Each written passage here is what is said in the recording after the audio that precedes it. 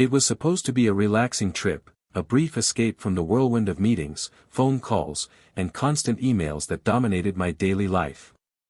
As the CEO of a thriving tech company, I didn't often take time off, but tonight I was going to indulge myself. I had booked a room at what was advertised as one of the finest hotels in the city, and the promise of luxury was exactly what I needed. The evening air was crisp as I arrived, pulling up to the hotel entrance in my black SUV.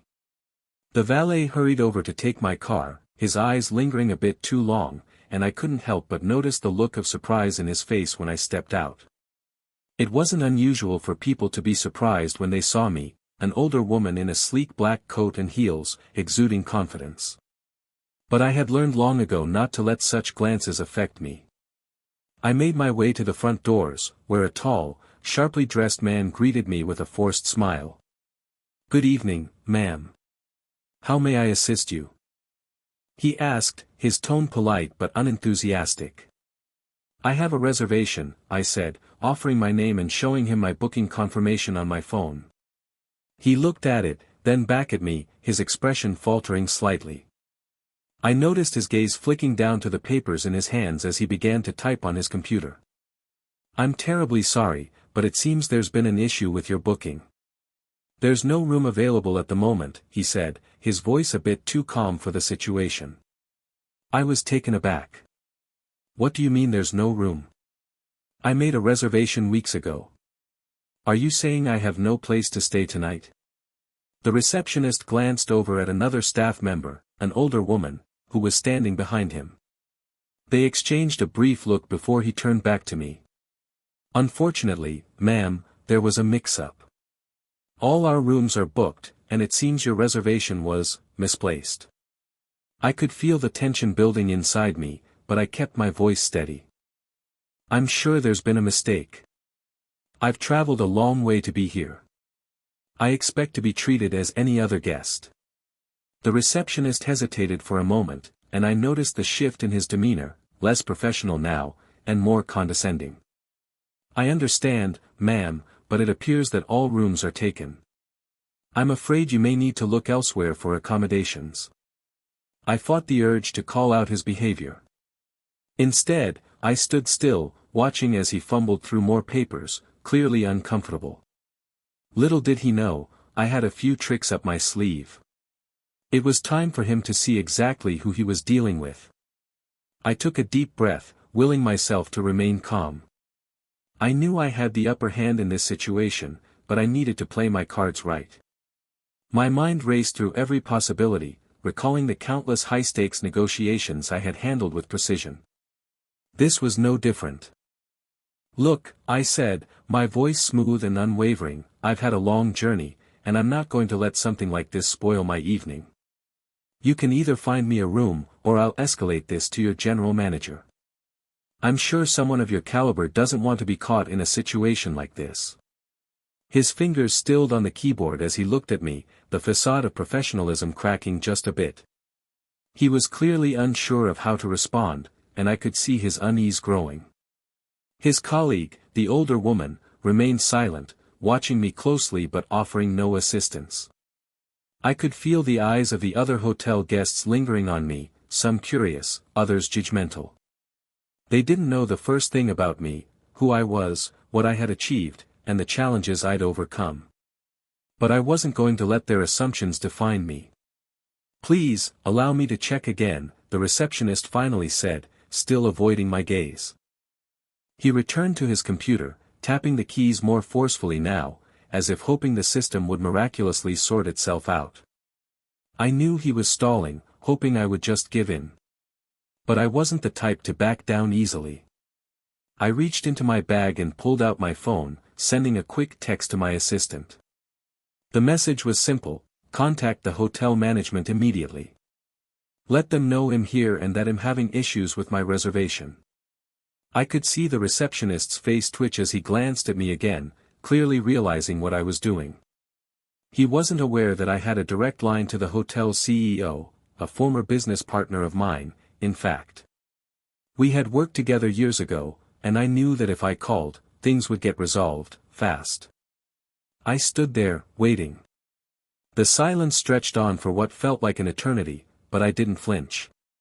If they thought I was going to let them push me around, they were gravely mistaken.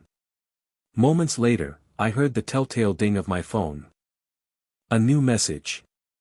I glanced at it. The manager will be with you shortly. I smiled to myself. It was only a matter of time now. I didn't have to wait long. Just as I read the message from my assistant, the hotel manager appeared in the lobby, walking briskly toward the front desk. He was tall, impeccably dressed in a tailored suit, and carried himself with an air of authority that most people would find intimidating. But I wasn't most people. The receptionist looked up from his computer and immediately stood a little straighter, clearly relieved that someone of higher rank had arrived to take control. The manager's gaze flicked briefly to me before he fixed his attention on the receptionist, his voice low but firm. "What seems to be the issue here?" he asked, his tone carrying a hint of impatience. The receptionist stammered, fumbling with the papers on the desk. "Ma'am's reservation, seems to have been misplaced. There are no rooms available, sir." The manager's eyes narrowed as he looked from the receptionist to me. I could feel the tension building in the air. He wasn't going to get away with treating me like this, not when I had already made it clear that I wouldn't be easily brushed off. "Well, that's a bit of a problem, isn't it?" I said, finally breaking my silence. My voice was calm, but there was an edge to it that made him pause. I could see his jaw tighten, but he didn't speak right away. Instead, he gave me a polite smile, one that didn't quite reach his eyes. "I apologize for the inconvenience, ma'am," he said, his tone smooth and practiced. "Let's see what we can do to resolve this immediately. I assure you, this is highly unusual. I'll personally ensure that you're taken care of." I could sense the change in his demeanor now. He wasn't quite as confident as he had been earlier, and I knew I had him where I wanted him. "You see, I'm sure it's just a misunderstanding," I continued, my voice steady. "But when you run a company like mine, there are certain expectations. I've traveled hours for this trip. I didn't expect to be treated like I'm invisible." The manager's eyes flickered with recognition. He had heard the unspoken challenge in my words. I wasn't just any guest, I was someone who could make or break a business relationship. And he knew it. "I understand," he said, nodding. "Let me rectify this. I'll personally see to it that you get the best available room." I raised an eyebrow. "Best available? Is that the best you can do?" The manager's smile faltered for a moment. I had been in this situation too many times not to recognize the hesitation. I wasn't just looking for a room, I was looking for the respect that I deserved, and I wasn't going to let him get away with the way I'd been treated. "Actually," I said, leaning in just a bit, "I'm not interested in just any room. I want a suite, and I want it now." His gaze met mine, a silent understanding passing between us. The game had just changed. The manager hesitated for just a moment, but I could see the gears turning in his mind. He had two options: comply and restore some semblance of goodwill, or risk escalating this further and damaging the hotel's reputation. I wasn't naive enough to think he wouldn't try to weasel his way out of it, but I wasn't giving him that chance. "You're absolutely right, ma'am," he said, his tone suddenly more measured. "Let me ensure that you're placed in one of our finest suites. Please, follow me."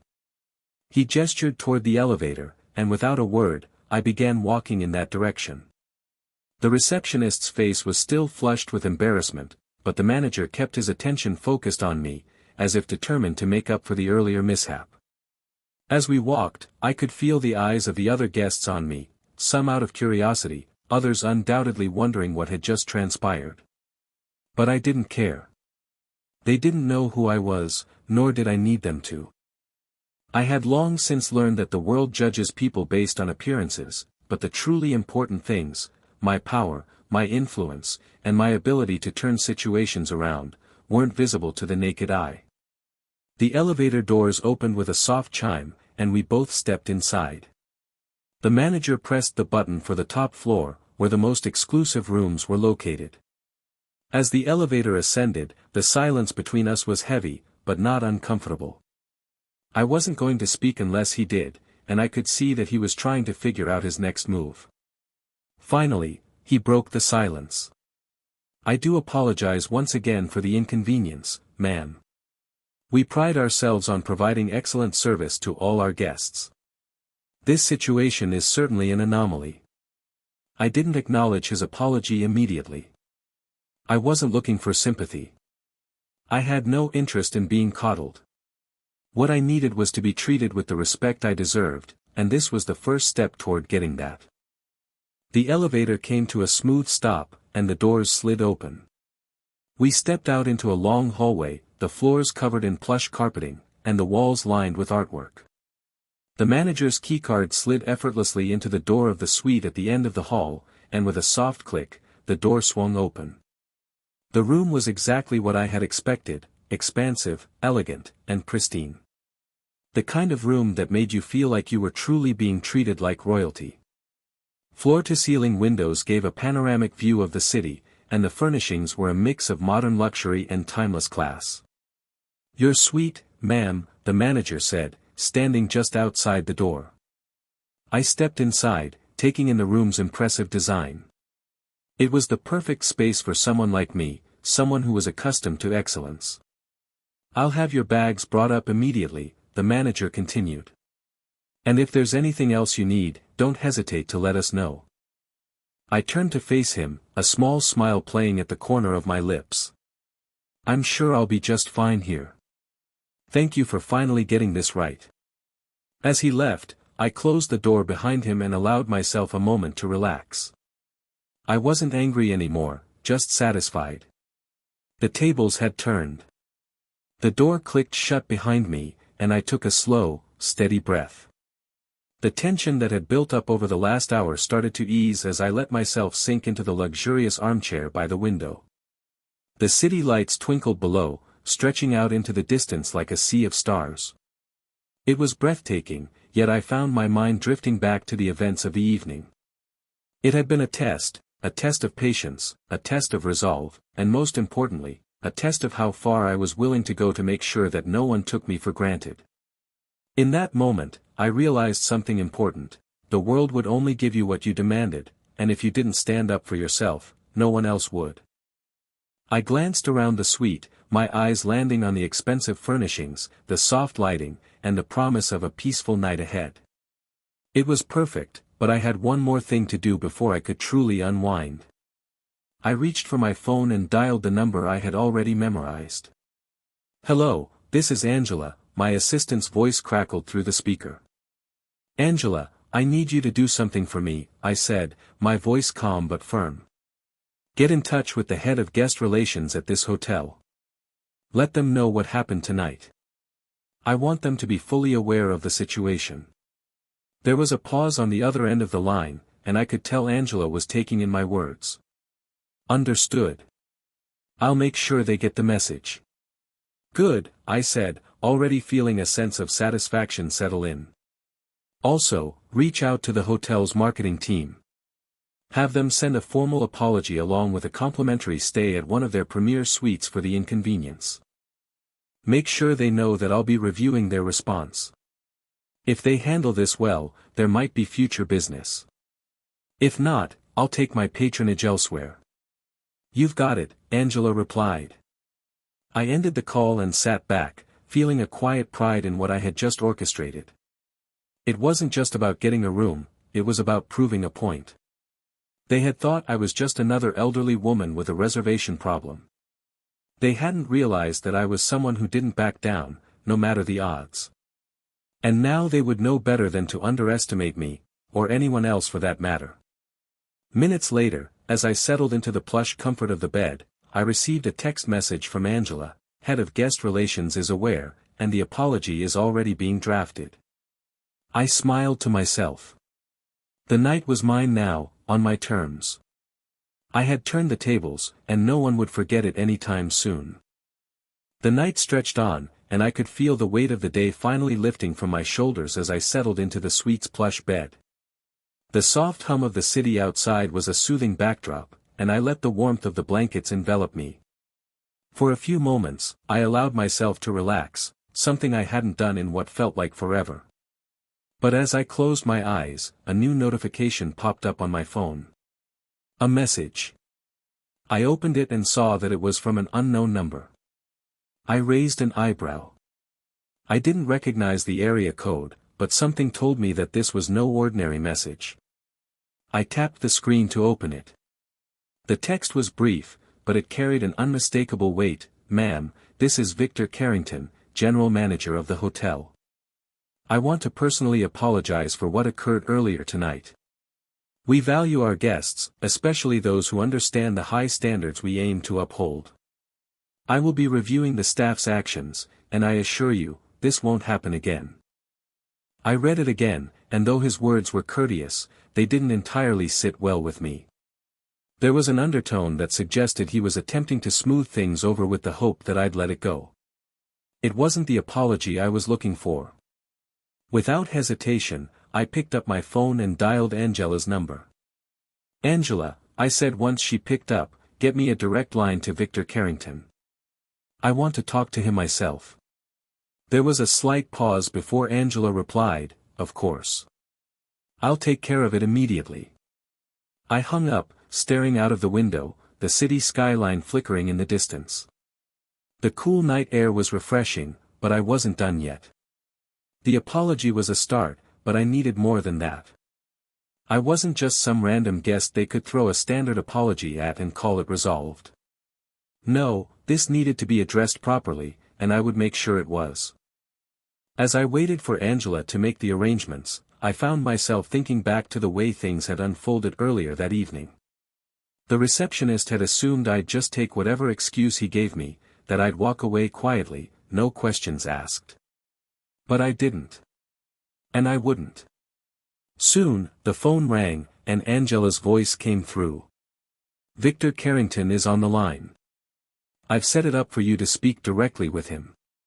I took a deep breath before answering, knowing this conversation would set the tone for everything that came next. "Hello, Mr. Carrington," I said, my voice cool but unwavering.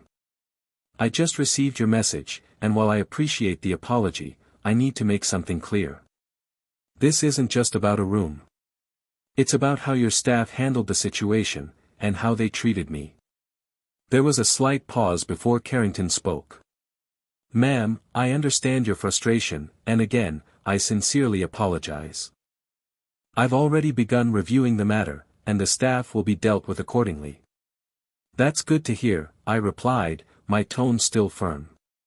"But you must understand, Mr. Carrington, that this isn't just about fixing things after the fact. You've lost my trust, and that's not something you can just buy back with an apology or a free stay. What I expect now is real change. I expect your staff to be trained properly and held accountable, and I want to see that happen. Because I will be watching." Carrington was quiet for a moment, as if weighing my words. "Ma'am, I assure you, this will be taken seriously. I will personally ensure that the necessary steps are taken." I nodded, though he couldn't see me. "I expect a detailed follow-up. I'll be waiting for it." With that, I ended the call, feeling a strange sense of satisfaction. The night was still young, and though I had taken the reins of this situation, I wasn't finished. Not by a long shot. This wasn't just about winning a small battle, it was about setting a precedent. About showing that I wouldn't let anyone disrespect me, no matter the circumstance. As I lay back in the bed, the weight of the day finally seemed to lift completely. I had done what I came here to do. And now, the real work began. The next morning, I woke to a text message that I hadn't been expecting, an email from the hotel's head of guest relations. I opened it, scanning the carefully worded apology that echoed what Carrington had said last night. But there was a subtle difference now. The message hinted at steps they were taking to review their staff's conduct and ensure something like this wouldn't happen again. The apology was appreciated, but I wasn't one to let words wash over me without action. If they wanted to earn back my trust, they needed to show me they were serious. I spent the next few hours in the suite, making calls and preparing for the next phase of my plan. The quiet hum of the city below was a backdrop to the business decisions I was making, ones that would ripple out into the broader network of my company's partners.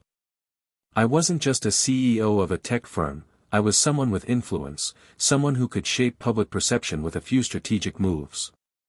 And I knew exactly how to use that leverage to ensure my point was made. Around midday, I received a call from Angela. Her voice was calm, but there was an edge of urgency in it. "I've just heard back from a few of our business partners, and it seems like word has already started to spread about what happened at the hotel," she said. "Your name's being discussed, and some people are already praising how you handled the situation. But others are wondering whether this will have any impact on your relationship with the hotel." I paused, a thought forming in my mind. This was the moment I'd been waiting for. "Good," I said with a slight smile. "I want it to spread. I want everyone to see how I handled it. But I also want them to know that this kind of behavior has consequences. I will make sure that this hotel isn't just punished with words, but with a shift in how they do business going forward. They will have to work to earn back every single guest they lost as a result of this." Angela was quiet for a moment before responding. "Understood. I'll handle it. I'll make sure the right people are kept in the loop." Later that afternoon, as I was sitting in the lobby preparing to leave, a familiar face approached me. It was Carrington, the hotel manager, his demeanor visibly more humble than the night before. He was alone this time, no staff members trailing behind him, and there was no sign of the previous bravado he had exhibited. He walked up to me, his eyes meeting mine with an earnest expression. "Ma'am, I wanted to speak with you personally before you left," he said, his voice softer than I remembered. "I want to assure you that we've already started making changes. Staff training is being reviewed, and I've already had discussions with our Human Resources Department about improving our guest relations." I raised an eyebrow but didn't speak immediately, letting the silence linger between us. "I'm also extending a full complimentary stay at any of our properties in the future, not as a gesture to fix what happened, but as a way to show you that we are committed to making things right," he continued. I considered his words carefully. I had no interest in their future offers, but I had to give him credit for at least following through on the promise of change. It wasn't enough yet, but it was a start. "You've made progress," I said slowly. "But understand this, I'm watching. You will be judged by how you follow through. Not just by your promises, but by your actions. You've already shown me how easily your staff can fail your guests, but now it's time to show me what you're really made of." Carrington nodded, clearly aware of the weight of my words. "I won't let you down again, ma'am. I'll make sure of it." I stood up from the plush leather chair and turned to leave, feeling the full force of what I had just done. I wasn't going to let anyone undermine me or my position. As I walked out of the hotel, I glanced over at the tall, gleaming building behind me. It had been a battlefield of sorts, but now I was leaving it victorious. I had turned the tables, made my mark, and proved that even the most minor slights could be used to create long-term change. And this was only the beginning.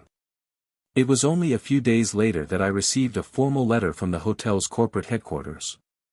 The letterhead bore the logo of the luxury brand, and the contents were more thorough than I had anticipated. It wasn't just a formal apology anymore, this was a comprehensive response, outlining a series of long-term changes the hotel planned to implement. They spoke about revising their employee training programs, enhancing their guest feedback systems, and taking more immediate action when complaints arose. What struck me most, however, was the final paragraph: "We sincerely appreciate your patience and the opportunity to rectify this situation. As a token of our gratitude, we have initiated a partnership with your organization, with the hope that we can collaborate in the future to create a truly world-class guest experience. Your insight and expertise are invaluable, and we are committed to ensuring that no guest ever feels the way you did on your visit." I leaned back in my chair, the letter still in my hands. I wasn't sure whether to feel impressed or slightly amused. They had taken it further than I had expected, but I knew this wasn't about charity. It was about saving face and keeping me, and anyone else who heard about this, on their side. It was clear now that the hotel had realized they had underestimated me. And while I had no interest in becoming some kind of brand ambassador or partner, I could see how their actions had shifted the power dynamic. They had to prove they could offer more than just luxury, they had to show they could be reliable, and that wasn't something that came easily to them. But this wasn't just about them. I had a bigger plan in motion. I picked up my phone and dialed Angela. "Angela, I need you to get in touch with our PR team and prepare a statement about the situation with the hotel. I want it to be clear that we're holding them accountable, not just for their actions, but for how they handle situations like this moving forward." "Understood," Angela replied without hesitation. "Also," I continued, "let's start drafting a piece for the industry newsletter. Let's make sure that the right people hear about this, especially in the hotel and hospitality sectors. We need to make sure that what happened to me doesn't happen to anyone else." There was a slight pause. "Are you suggesting we go public with this?" "I am," I said, leaning back in my chair. "Not in an aggressive way, but in a way that highlights both the failure and the subsequent steps they took to correct it. I want people to see that there are consequences for this kind of treatment, but also that we can be part of the solution." Angela's tone shifted, a note of enthusiasm creeping in. "Got it. I'll get the team on it right away." By the end of the day, the statement was drafted, and I could feel the momentum building. This wasn't just a personal victory anymore, it was a statement to the business world: treat people well, respect their time and expectations, or face the consequences. I smiled to myself as I thought about how far I had come in such a short period of time. The hotel's apology, while genuine, had been reactive. But now, it was time for me to take a more proactive approach. The message was clear: actions speak louder than words, and power doesn't just come from titles or wealth. It comes from how you handle the inevitable challenges that life throws at you. As I glanced out the window of my office, watching the city continue on with its busy, unrelenting pace, I felt a sense of quiet satisfaction. The tables had turned, and I had been the one to drive the change. Now, the world would know my name, and my influence wasn't something anyone could ignore. And that, I thought, was just the beginning. Weeks passed, and the hotel's corporate response to the incident faded from the headlines, but not from my mind. I had made my point, and the ripple effects were continuing to unfold in ways I hadn't fully anticipated. It wasn't just about the apology anymore, it was about the way this event had been framed in the public eye, and the reputation I had built in the process.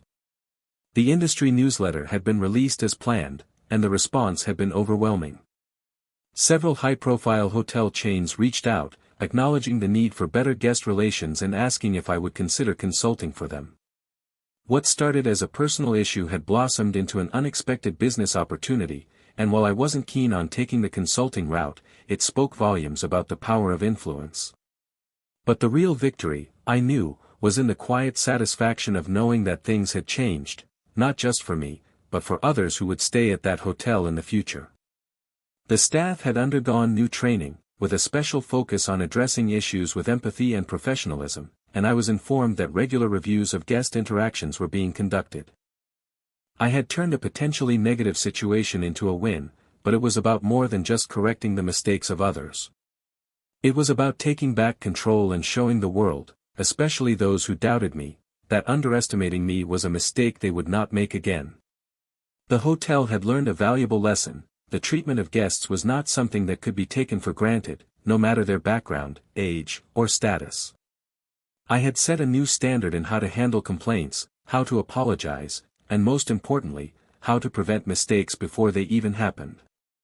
The phone rang one afternoon while I was wrapping up a meeting with my team. It was Carrington, the hotel manager, once again. "Ma'am, I just wanted to thank you once more for how you handled everything. I've heard from multiple people here that your actions have inspired a complete overhaul of how we interact with guests, particularly when issues arise. I can't tell you how much of a difference this is making in our company." His voice sounded genuine, and for the first time, I could hear the respect in his tone. It was a small gesture, but it spoke volumes. "I'm glad to hear that," I replied, my voice cool but measured. "I hope the lessons you've learned will stay with you long after this." There was a pause on the other end of the line. "Oh, they will," Carrington said. "And one more thing, we'd like to invite you back. We'd love the chance to show you how much we've changed." I thought for a moment. The offer was tempting. It would be a chance to see firsthand if they had truly learned from their mistakes. But in the end, I knew I didn't need to give them that validation. They had already learned what they needed to, and I had already received what I came for: respect, acknowledgement, and the satisfaction of knowing I had made a real difference. "No need for that," I said, a slight smile tugging at my lips. "I'll take your word for it." The call ended, and I sat back in my chair, reflecting on everything that had transpired. What had started as a simple hotel mishap had evolved into a lesson in power dynamics, influence, and how standing your ground can lead to real change. I had no need to prove anything further. The world now knew that I wouldn't settle for anything less than the best, and I wasn't afraid to use my voice to demand it. It wasn't about being difficult or demanding for the sake of it, it was about setting standards. It was about ensuring that every person, no matter who they were, would receive the respect they deserved. And with that, I realized that the tables hadn't just turned that night, they had been flipped entirely. The victory was mine, and no one could take that away.